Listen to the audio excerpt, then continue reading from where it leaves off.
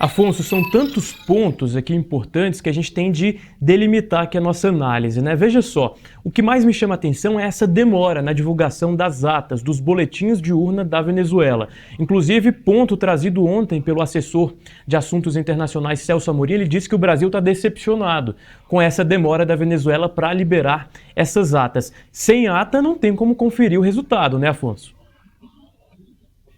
É exatamente isso. México, Brasil e Colômbia estão nessa cobrança aí intensiva, né, Murilo? Ontem foi um dia bastante importante de manifestações de atores desse processo político na esfera internacional, né? Como a reportagem da Natália Frue já mostrou, os Estados Unidos ali, eles declararam como vencedor Edmundo Gonzalez, né? No que eles se basearam ali? Eles se basearam nas atas, em 80% de todas as atas conseguiram ter acesso os opositores do regime Nicolás Maduro, né?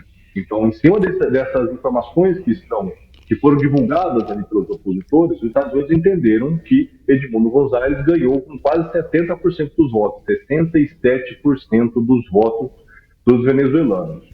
E essa cobrança pelas atas, no caso do Brasil, a gente tem visto aqui muita gente cobrando Lula. Vem cá, o presidente, o governo brasileiro teria que endurecer o discurso contra Maduro, deveria então condenar essa divulgação do resultado sem a comprovação de fato de que o regime venezuelano, o atual regime, o atual presidente venceu a eleição, né?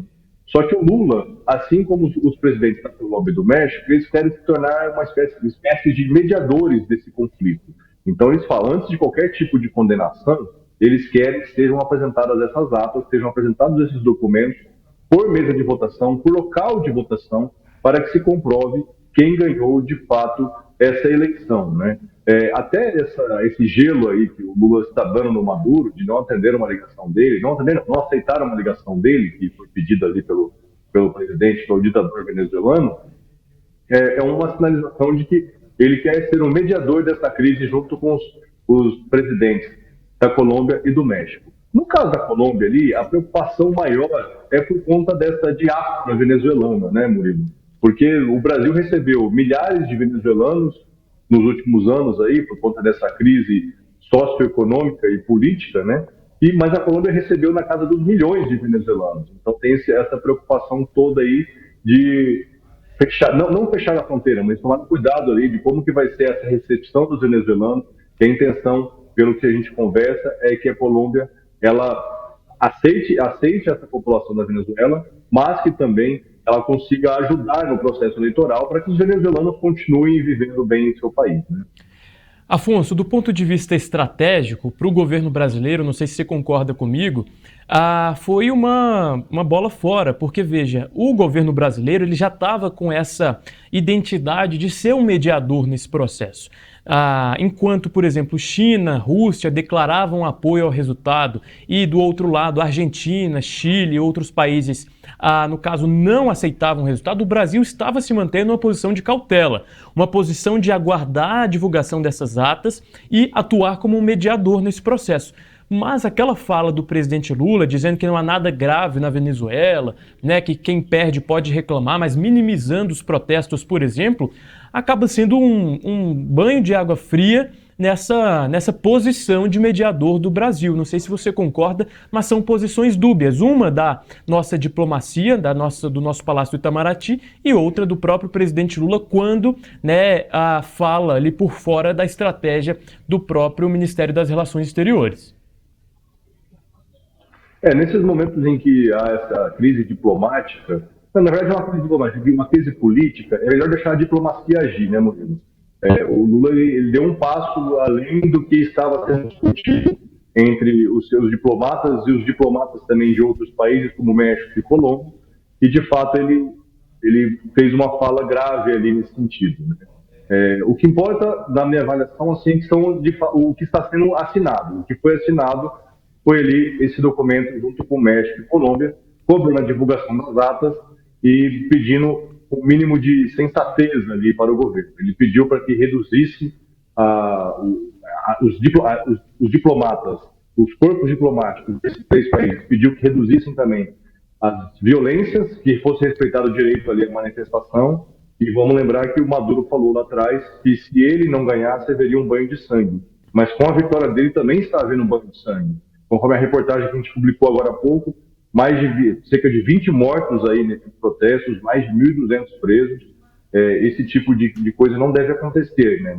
As manifestações têm que ser pacíficas e a gente espera aí, tanto para o nosso país quanto para os países vizinhos de outros países, né, Murilo? Com certeza, Afonso, até porque se Brasil, México e Colômbia, que são ali países muito importantes, né, na nossa região, isolam Maduro de alguma forma, acaba então tendo um isolamento muito forte, muito intenso, né? Não da China, não da Rússia, que a gente sabe que são ali os países que abastecem a Venezuela de forma mais efetiva, na prática ali, né, lá na ponta, mas é importante você ter um posicionamento do Brasil, um posicionamento mais contundente, se não houver a apresentação dessas atas. E se demorar tanto, abre também margem para especulação, né? Quanto mais tempo Maduro ganha, mais a possibilidade de haver também uma fraude na divulgação das atas. Então é uma situação muito delicada, muito crítica e, claro, o presidente Lula está aí no meio desse vespeiro, né, Afonso? Agora, só para fechar aqui nossa conversa, eu queria que você analisasse essas últimas falas também do presidente Lula sobre as relações internacionais como um todo.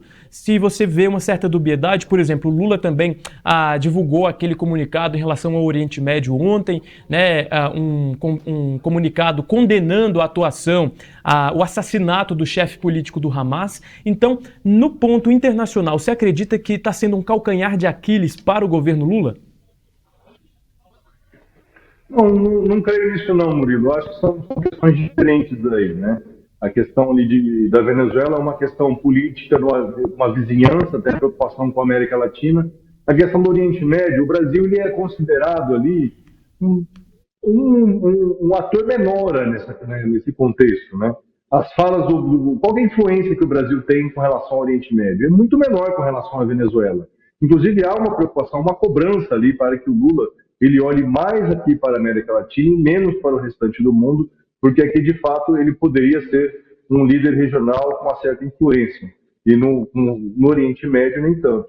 Agora o difícil com relação ao Hamas especificamente, a morte do líder do Hamas, é complicado ali, porque você vê que o líder estava num outro país, estava no Irã, e acabou morto ali por forças que não está claro, mas há quem aponte que sejam de Israel.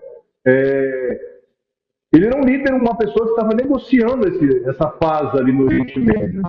Então isso aí é difícil não condenar esse tipo de atentado também, né? Por mais que o Hamas seja um grupo considerado por alguns países como terrorista, mas essa pessoa especificamente estava discutindo a paz, estava negociando a paz, um acordo de paz.